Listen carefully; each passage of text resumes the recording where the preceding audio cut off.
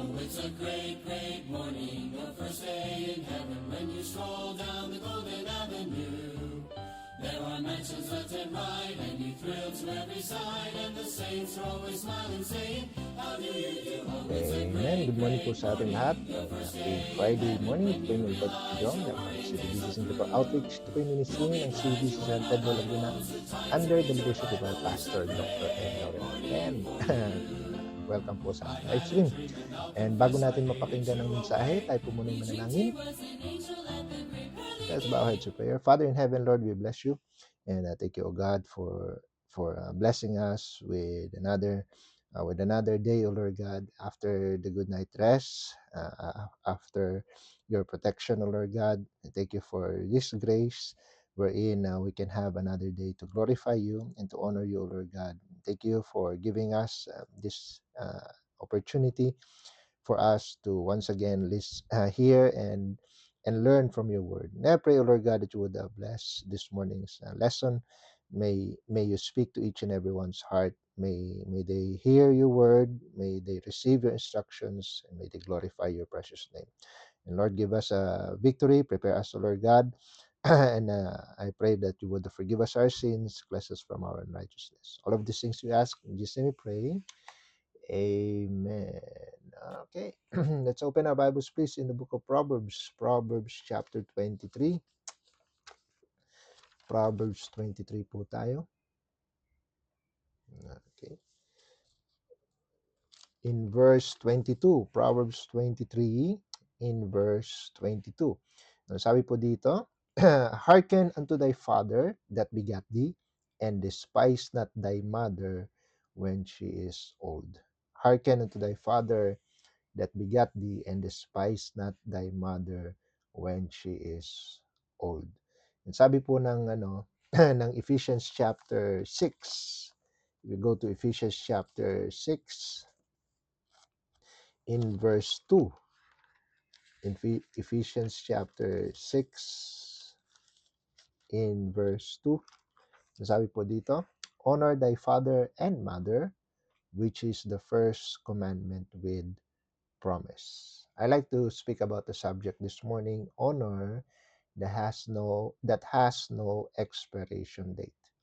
Honor that has no expiration date. Tayo po muna mananayin. Father in heaven, Lord, we bless you this morning and thank you, God, for the passage that we have read. I pray, thank you for your word. I pray, O Lord God, that you would bless each and every one with an open ear and an open heart, O Lord God, to receive your message. And I pray, Lord, that you would bless your servant, give me words to say, empower me, O Lord God, and let everything be done for your honor and for your glory. All of these things we ask in Jesus' name we pray.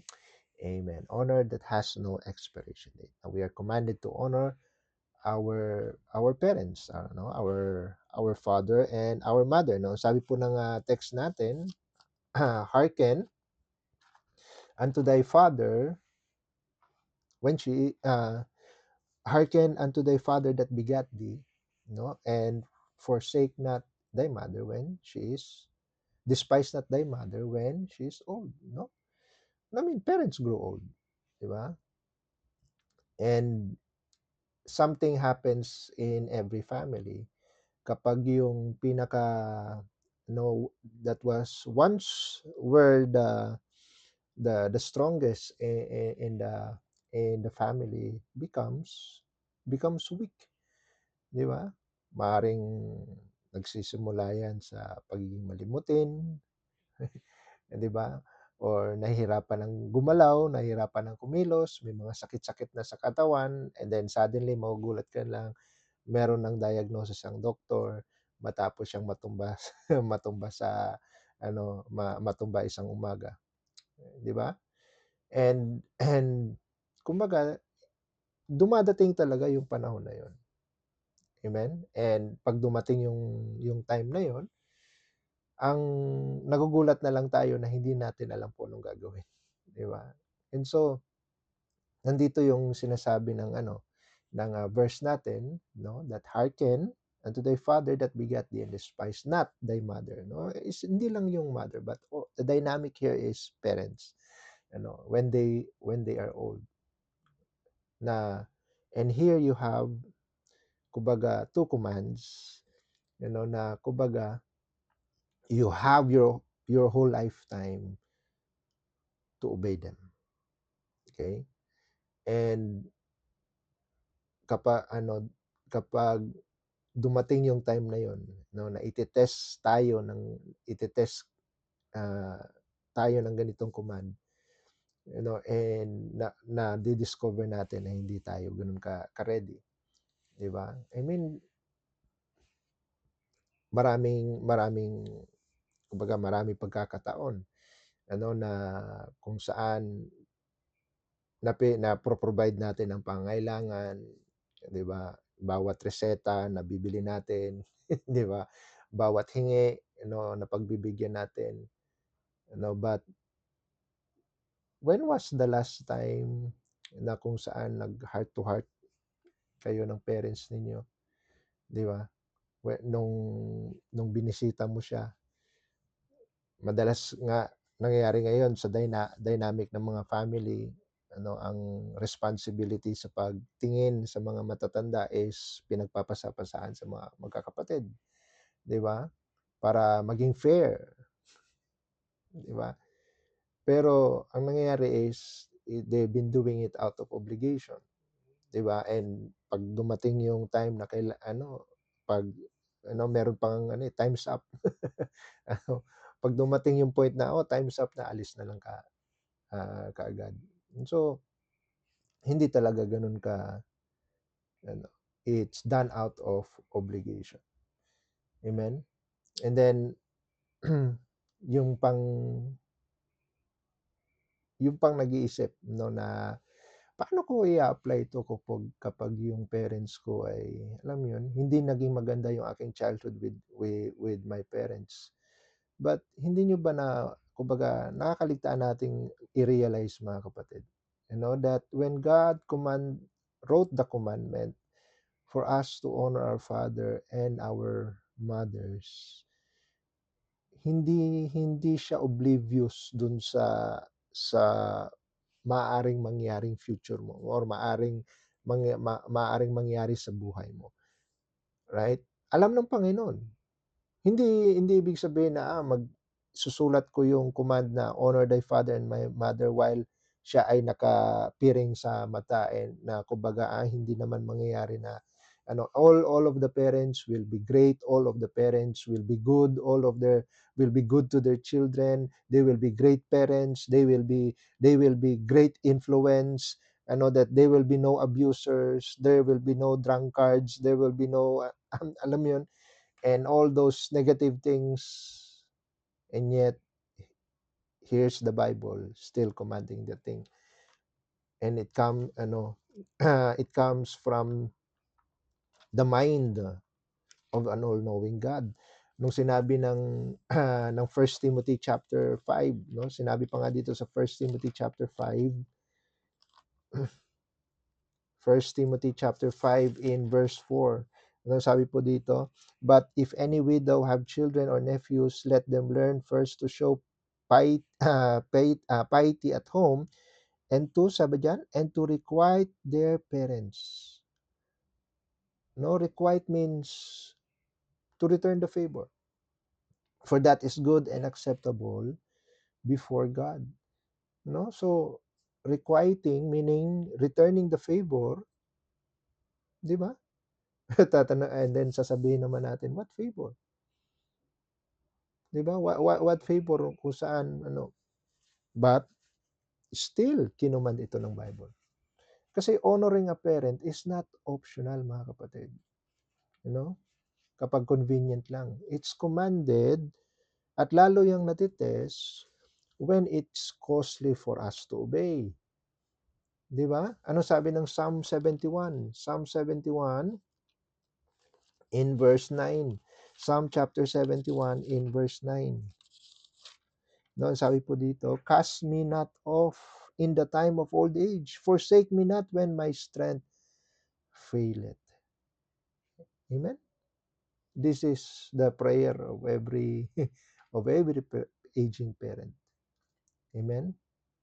na mag-isa sila sa kanilang mga kwarto. And you know what? God listens to that prayer. Amen? Kumbaga, it's, I mean, I am aware that this message is not as simple, no? And hindi ito, it's not intended to give any reassurance.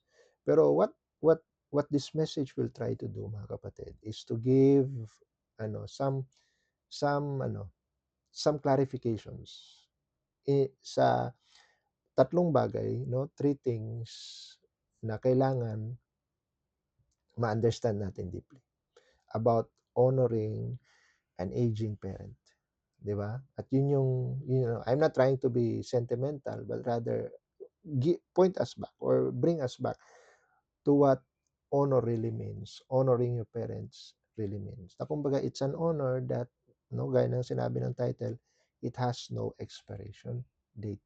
'Di ba? Kumbaga, hindi honor, cannot, kung pwede lang i-transfer sa bank account, kung pwede lang ipadala sa Palawan, na yung honor ay pwede, pwede nating gawin. But it doesn't work like that. Amen? Kumbaga, as long as na-obey natin yung hearken unto thy parents, when they are old. So I'd like to speak three things. Number one, honor is a command. It's not a reward. Okay? Honor is a command.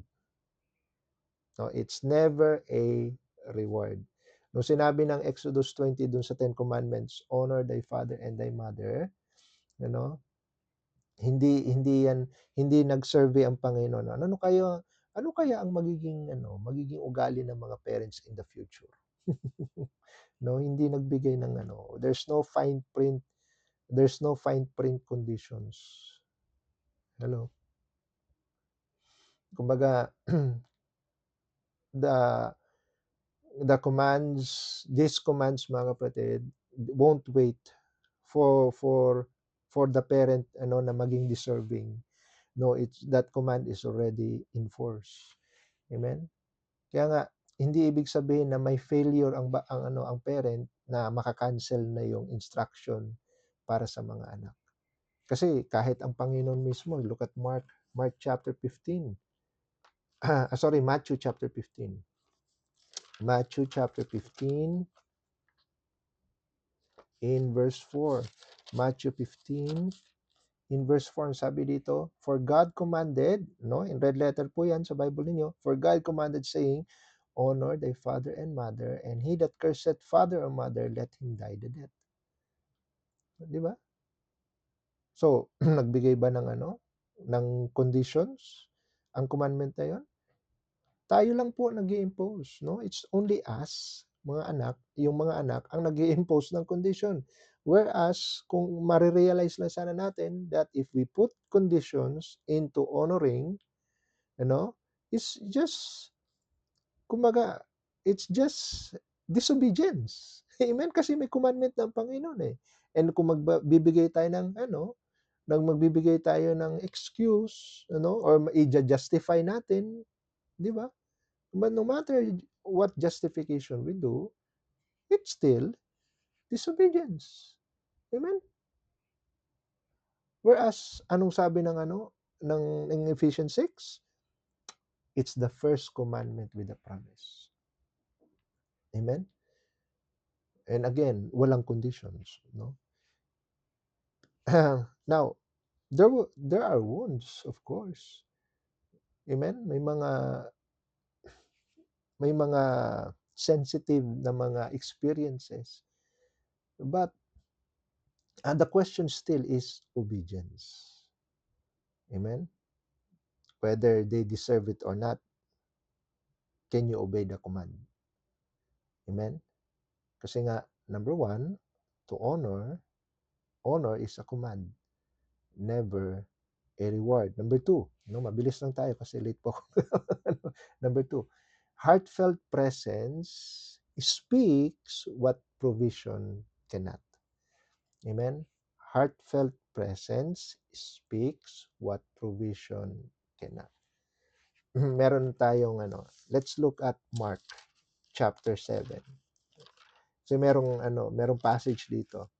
na galing mismo sa Panginoon. No, he's building up a case against the Pharisees. No, sabi dito sa verse 10, Moses said, for Moses said, honor thy father and thy mother, and whoso curseth father or mother, no, ito lang yung parallel do sa binasa natin sa Matthew, whoso curseth father or mother, let him die the death.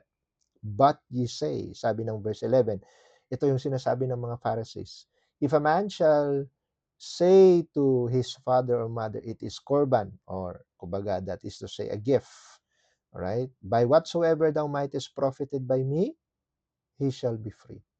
Ano? So kung ano man yung pabor na ibinigay niyo sa akin noon, wala na akong kasi meron na akong korban, meron na akong gift. Kumbaga, and you suffer him no more to do aught for his father. So kumbaga, dahil may naibigay ng korban, sabi ng Panginoon, kayo mga Pariseo kayo, gumawa kayo ng tradition, na as long as magbigay siya ng korban, okay na, wala ka ng obligasyon para sa parents mo. And look at verse 13, making the word of God, which is honor your father, no, sa verse 10, making the word of God of none effect through your tradition, which is korban, which ye have delivered, and many such like things you do. Marami kayong mga inventong mga tradition na kung saan it negates kung ano yung clear na instruction dun sa commandments ng Panginoon. Ano? So, di ba? Uh, ano yung korban? It's a provision as an excuse to withhold your obligations, to withhold your presence, di ba? I mean, money covers the bills, yes, but money cannot cover the absence of the heart. Amen? Hindi naman, sa tingin nyo ba, maaalala ng, ng mas mahalaga sa mata ng Panginoon yung amount na pinapadala mo? Na kumbaga, dahil meron kang amount na pinapadala, sige, sasabihin ng Panginoon, sige, clear ka na sa obligation mo. Maaaring sa mga Pariseo, pero hindi sa Panginoon. Amen? Kasi ang nire-record ng Panginoon, hindi yung amount. Ang nire-record ng Panginoon is yung obedience. Amen? Pag nagsisend ka ng pera sa pangailangan ng iyong parents, you're just, wala namang, hindi ka naman nag-show up, hindi ka naman nagpaparamdam, you're just managing. You're just managing your parents. You're not honoring your parents. Amen? Madalas ang excuse natin, busy, walang time. Pero busy, walang time. Busy, walang time. Busy, walang time. Busy, walang time. Di ba? And all it does, mga kapatid, sa patong ng mga excuse, all of it is just absence. And kapag napapadalas, meron tayong excuse lagi sa absence natin, merong pattern na umuusbong. Di ba? And that is what? Forsaking. Ano sabi ng 1 Timothy chapter 5?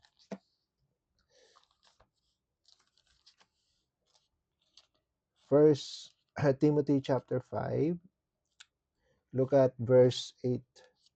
1 Timothy chapter 5 in verse 8. No, sabi po dito, but if any provide not for his own, and especially for those of his own house, he had denied the faith and is worse than an infidel. Of his own house. House means family. Hindi lang yung kumbaga, it talks about your immediate family. Di ba? Hindi lang yung na simulan mong pamilya, kundi yung napag-iwanan mong pamilya. That's still your house. Amen? And you have, kapag hindi tayo nakapag-provide, amen? It's worse than an infidel. Ano yung infidel? Traidor. It's worse than being a traitor. Traidor. Amen. Sabi ng Isaiah 46. Let's open our Bibles. Isaiah 46 in verse 4. 46 in verse 4. No? Sabi ng Panginoon, and even to your old age, I am He. And even to hoar hairs will I carry you. No? Sabi ng Panginoon sa mga elderly. No, I have made and I will hear, even I will carry you and will deliver you. No? Ibig sabihin, hindi ibig sabi na ibig sabihin ng verse is hindi porket matanda ka na, pababayaan ka na ng Panginoon. Amen? Ito kita nga, kahit nga yung matatanda ay kumbaga ramdam pa rin yung care ng Panginoon even in their old age. Tapos hindi tayo makapag-render ng care sa mga matatanda. Amen? Mas magaling pa ba tayo sa Diyos? Di ba? Mas ano pa ba tayo? Mas mataas pa ba tayo sa Panginoon? Amen? So, the more we delay in being present, once na nawala na sila, hindi na yan mare-recover. To be present, it will cost something. Maybe your pride, maybe your resources, but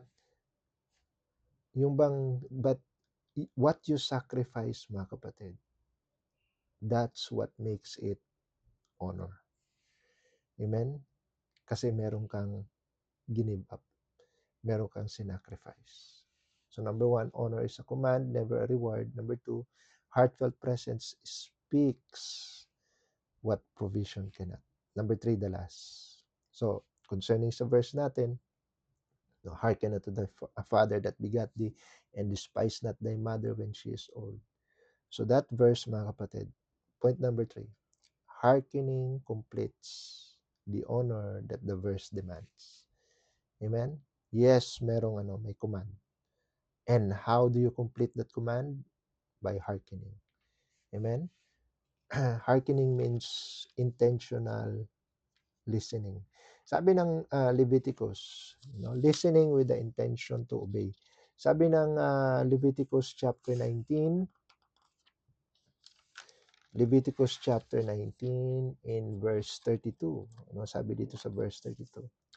Thou shalt rise up before the hoary head, and honor the face of the old man, and fear thy God. Ano sabi? I am the Lord. Amen? So, ibig sabihin, thou shalt rise up before the hoary head. Anong pinipicture nito? Merong pumasok na matanda, puro uban na, hoary head. Hoary head means maputi ng buhok. Di ba? Thou shalt rise up before. Ano ibig sabihin nun? Di ba, alam mo yung chivalry, yung pag merong babaeng makikipagkilala sa iyo, tatayo ka, at kakamayan mo siya, 'di ba? Or someone important, na dumating. Kaya nga pag sa korte, 'di ba? Pag dumating yung judge, sasabihin ng ng kung sino man yung officer na nandoon, may tawag doon eh. Sasabihin niya, all rise, bailiff yata kung hindi ako nagkakamali. Tatawagin niya, sasabihin niya sa buong all rise, tatayo kasi may dumating na dumating na yung judge. And so ganun din ang sinasabi dito, thou shalt rise up before the hoary head. Tatayo ka in honor, and honor the face of the old man, and fear thy God. Kasi nga commandment 'yun ng Panginoon eh. Amen. Hindi natin i-despise kasi matanda na, hindi natin i-despise kasi maputi na ang buhok. Amen? Kaya ang starting ng text natin, 'di ba? Yung first word, hearken. Amen? Yun yung command. Hindi ibig sabihin na ito tolerate, it's not tolerate, it's not endure, but to listen, heartfully.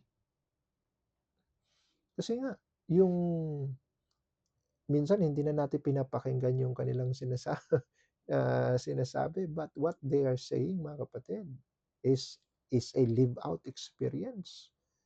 Amen? Ano sabi ng Job? Job chapter 12 in verse 12. Job chapter 12 in verse 12. Ano ang sabi po dito? With the ancient is wisdom, and in length of days, understanding. Amen? Sa mga ancient, no? Sabihin alamat, ano? Mga tawag nito sa mga matatanda, with them is wisdom. Ano? And with their length of days, meron silang understanding. Amen? If you stop listening to their counsel, you have started despising. Amen? Hindi mo lang nahalata. When you dismiss their voice, amen? Nagpapataw ka ng verdict sa kanilang value. Di ba? Hindi mo naman kailangang i-announce, oh, I despise you. Hindi mo walang ganun eh. You know? Minsan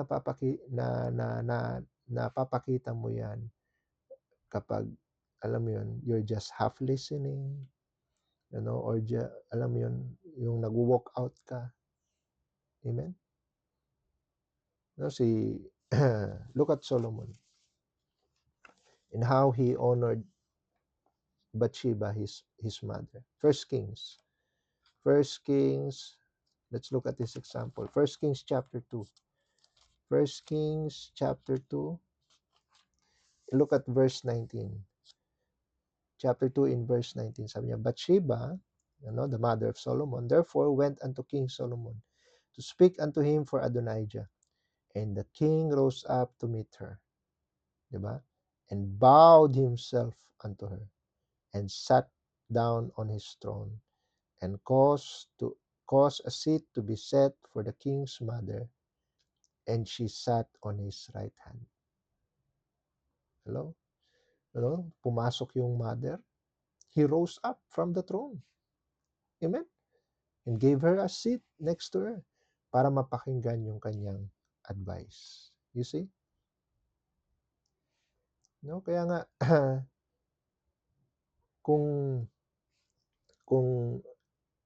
mapapaano lang natin, yung hearkening attitude, amen? Mapapalayo ka dun sa disobedience, mapapalayo tayo dun sa despising our parents. Amen?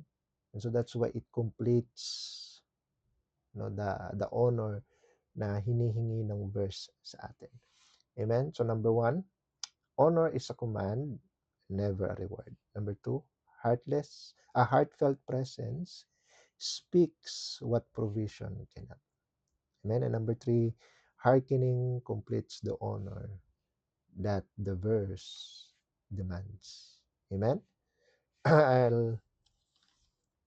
I'll close with this example. So John chapter 19. John chapter 19. The second from the last chapter ng book of John. Maybe meron So John chapter 19, may idea na kayo. Sabi dito sa verse 26, when Jesus therefore saw his mother and the disciples standing by whom he loved, speaks about John the beloved, he saith unto his mother, woman, behold thy son. Tinuro niya si John. And he saith unto the disciple, behold thy mother. And from that hour, that disciple took her unto his own home. You see, here's a great example sa Panginoong Jesus mismo.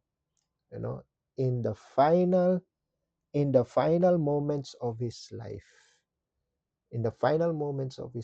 he made sure that his mother was not left alone. Amen? Kaya nga, nothing should, wait lang po nothing should expire yung honor na ibibigay natin. Amen? So, kung meron mang gap currently sa inyong communication, you call them. Amen? Listen to what they have to say. you know. Maybe you can schedule sometime within the year, no, na bibisitahin mo sila. Amen? And keep that promise. Kung medyo broken yung relationship, maybe send them a message. Di ba? Or surprise them. Di ba? You don't have to wait for the right moment. You make the right moment. Amen? You create the right moment. No? Kung nandyan pa yung parents natin, you have to realize one day they will not be. So obey now. Why? Because that command has no expiration date. Amen. Father in heaven, we bless you. We thank you, O God, for your word. We thank you, Lord, for reminding us of this family value of honoring our parents. And I pray, Lord, that you would bless uh, the hearts of your children, that they will have the intention to obey. Thank you, God, for thank you for your word. Thank you for reminding us of these things. We give you back the glory. In Jesus' name we pray. Amen and amen. All right. I hope naging blessing po ang message. Feel like traveling, traveling on. My heavenly home is bright and fair. Okay, so batiin natin ang ating mga kasama. Yes, I feel like traveling, traveling on. I feel like traveling, traveling on. My heavenly home is bright and fair. I feel like traveling. Okay, so we have Sister Tere. Good morning. And also kay Ma'am Ma'am Anlin, good morning. And also kay Sir Jobel Afalia. Amen. Good morning, sir. Thank you for joining. Also kay Sir Darrell. Good morning po. And also kay Sister Jonalie, kay Sister Laila, good morning. Sister Jayan, good morning sa iyo. Hello po ma'am, good morning po. Sister Cathy, good morning. And also kay Sister Grace, good morning. Sister Sister Joffin, good morning. And Ate Cecil, good morning po. Sister LB, good morning. Ma'am Casey, good morning sa iyo. And also kay Ma'am Irene and Brother John Ray, Mayang Buntag. Amen. Okay.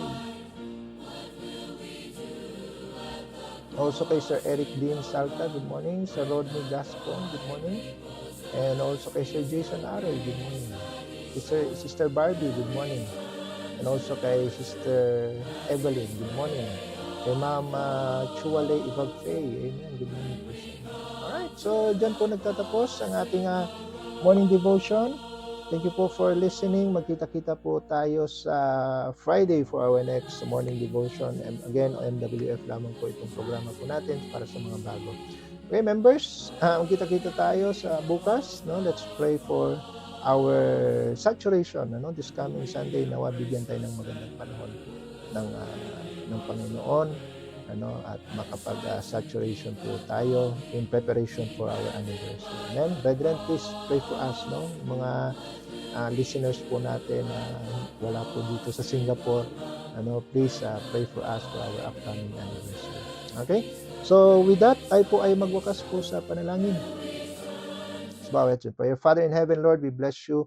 And thank you, O Lord God, for our devotion this morning. Thank you for the message. Thank you for speaking to us. May you bless, Lord God, the rest of the day for your children. Keep them safe, O Lord God, for those who are traveling. And give us victories throughout the day.